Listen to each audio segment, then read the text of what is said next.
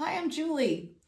I'm going to talk to you today a little bit about the sustain pedal for the piano, which I think every pianist knows where it is because it's really, really hard to play the piano the way you want to without the sustain pedal. But there it is on the far right.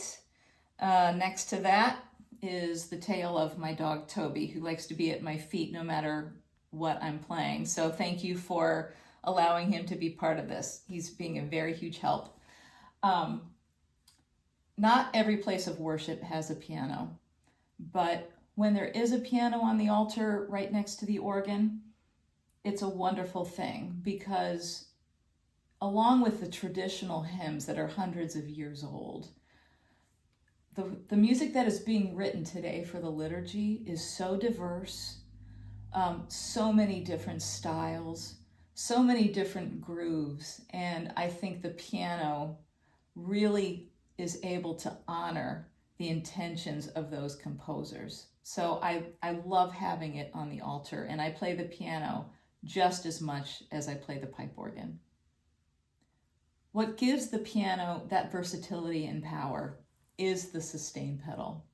That's what sets it apart from playing the pipe organ. Without it, you can only play the notes and sustain the notes that your fingers happen to be on.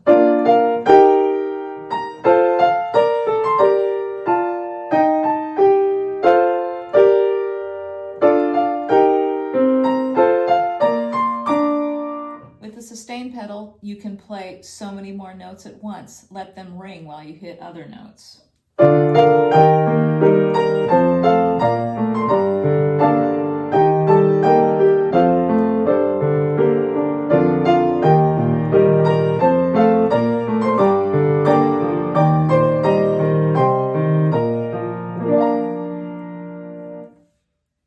Having those extra notes makes it a lot more effective in leading the congregation in song. The versatility can also change from verse to verse, create different emotions for different verses. Like the first verse, nice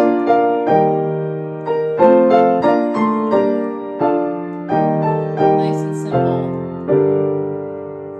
And maybe in the second verse, with the sustain, you can add more moving notes, but keep those chords going. And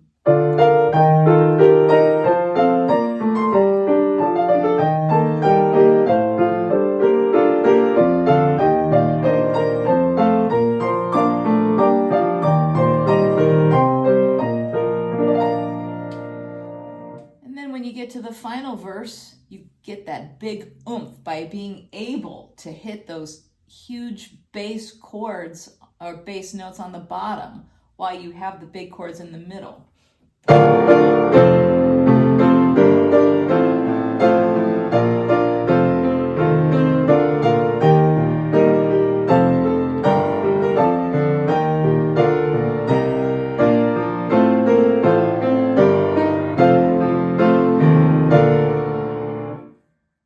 I was using "O God Beyond All Praising" as an example, which is usually on the pipe organ. This hymn, I love to play on the piano.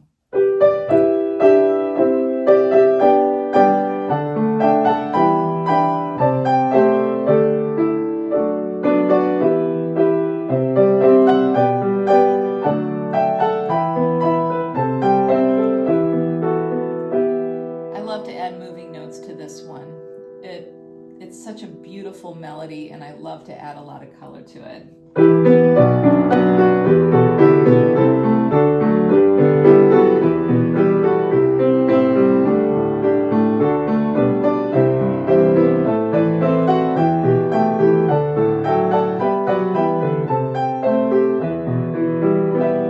of course, when you have cantors and a congregation singing, you don't have to play the melody on the piano. You can just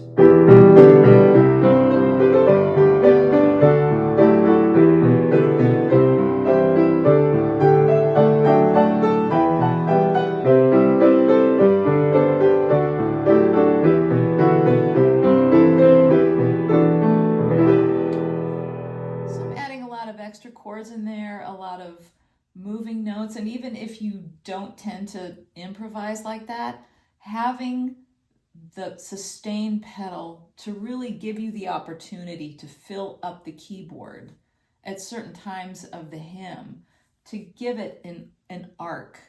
It's a wonderful thing for the congregation. It's very inspirational to have the music change as the tone of the hymn changes.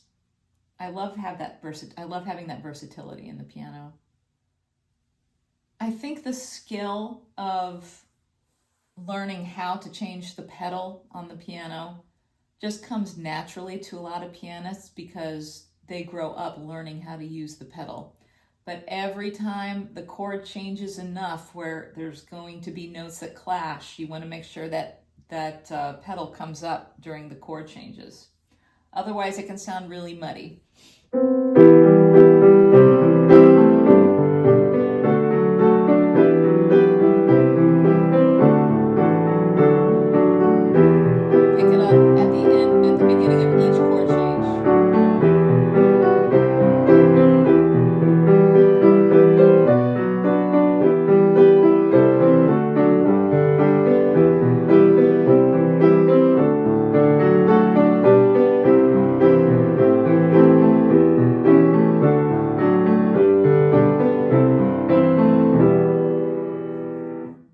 Otherwise, it can sound really muddy. There are lots of times where you can choose when and when not to use a sustain pedal, especially now with a lot more modern styles of music and gospel music, because sometimes, the piano is a percussion instrument, and sometimes that is the thing adding the backbeat, like this.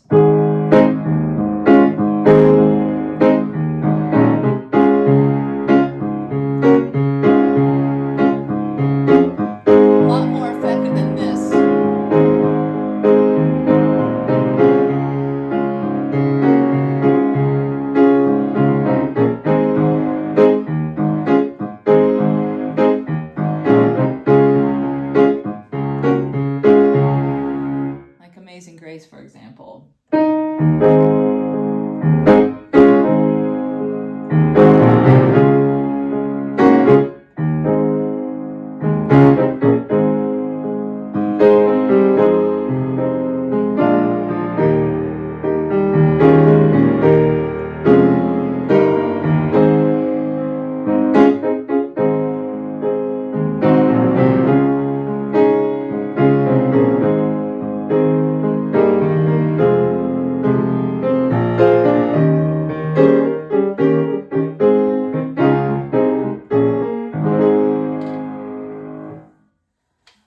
So these two pedals down there, the other two on the left, I don't think I've ever used them in a liturgical sense, in a liturgical environment, so I won't even discuss those today.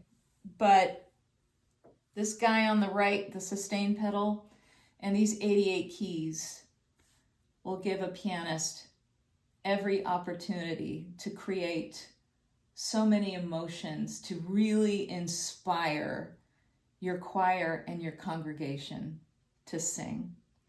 And I really appreciate the opportunity to share my thoughts with you all. Thanks for having me.